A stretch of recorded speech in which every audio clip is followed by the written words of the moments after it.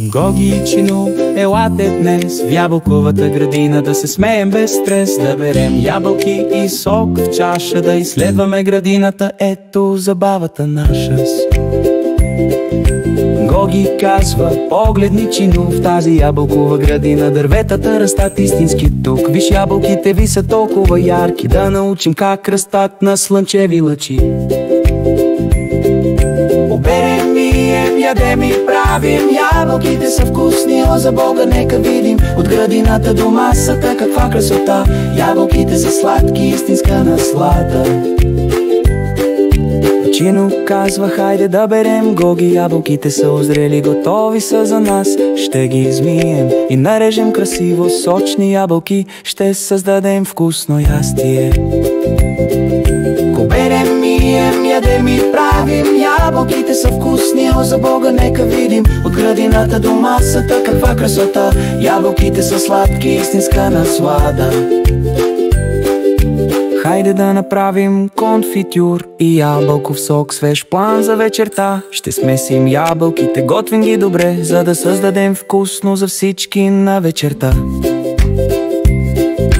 Ябълките са здравословни, пълни с витамин С. Помагат ти да растеш силен, щастлив и свободен. Закуска добра за сърцето и ума, с ябълки ще се чувстваш чудесно отново и отново. Хайде да опитаме нещо ново, ябълков пай, да това е добро. Ще добавим малко канела, малко тесто също и ще създадем десерт, вкусен за теб. О, да!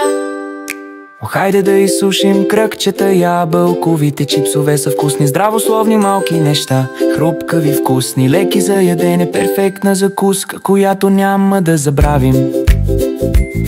Те обикалят градината ред по ред, учат как цъфтят ябълковите цветове, листенцата падат нежно, превръщайки се в плод, магията на природата. О, не е ли сладко?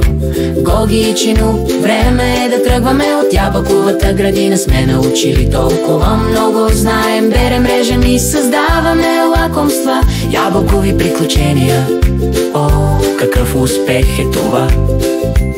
О, когато слънцето залезе и небето стане златно, тяхната ябълкова история гордо е разказана. С кошници пълни и сърца леко ще мечтаят за ябълки през цялата нощ.